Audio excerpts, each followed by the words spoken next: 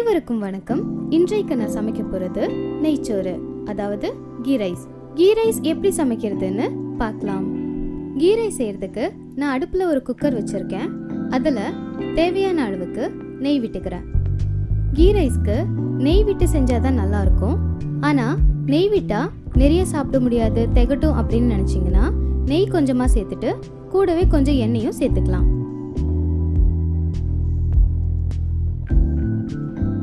நெய் சூடானதும் நான் இதில் கொஞ்சமாக முந்திரி பருப்பு போட்டு வறுத்துக்கிறேன்.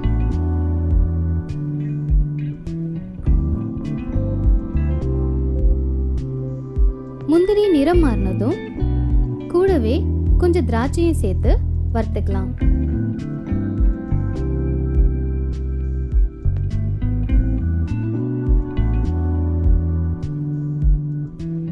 அவ்வளோதான், ரெண்டுமே நல்லா வறுபட்டுருச்சு. இப்போ இதை தனியாக எடுத்து வச்சுக்கிறேன்.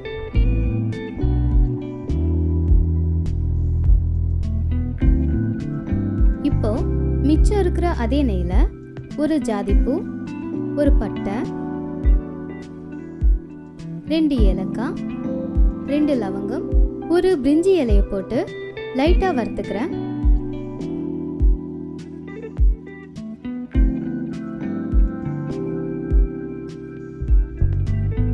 இப்போ இதில் கீறி வச்சிருக்கிற 2 பச்சை மிளகாவை சேர்த்துக்கிறேன்.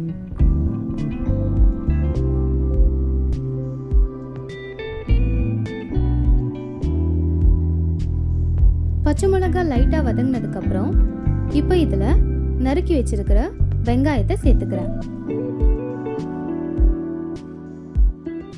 வெங்காயத்தை சேர்த்து ஒரு 2 நிமிஷம் வதக்கினா போதும், அதிகமாக வதக்க வேண்டாம்.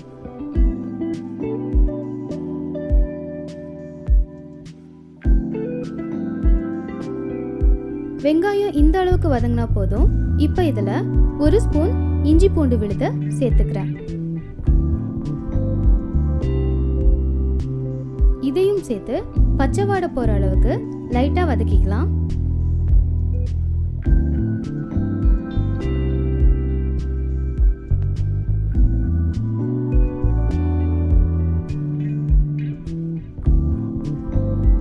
எல்லா பொருட்களும் நல்லா வதங்கிடுச்சு.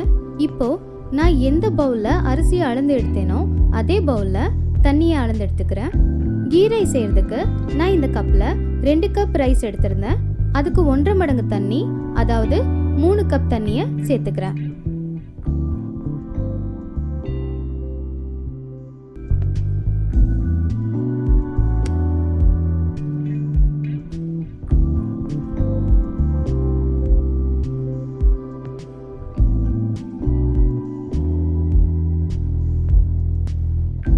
தேவையான அளவுக்கு தண்ணி சேர்த்ததுக்கு அப்புறம் நான் 2 கப் பாஸ்மதி ரைஸை 1/2 மணி நேரம் ஊற வச்சிருக்கேன். அதையும் சேர்த்துக்கிறேன்.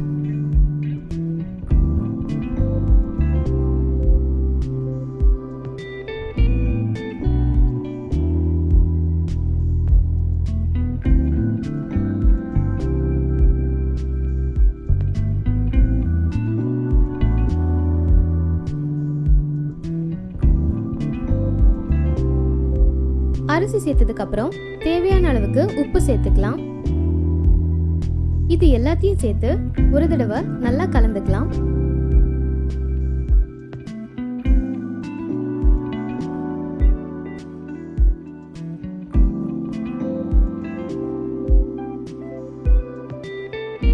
அவ்வளவுதான், குக்கரை மூடி வச்சிடலாம். ஆனா இப்போ விசில் போடக்கூடாது.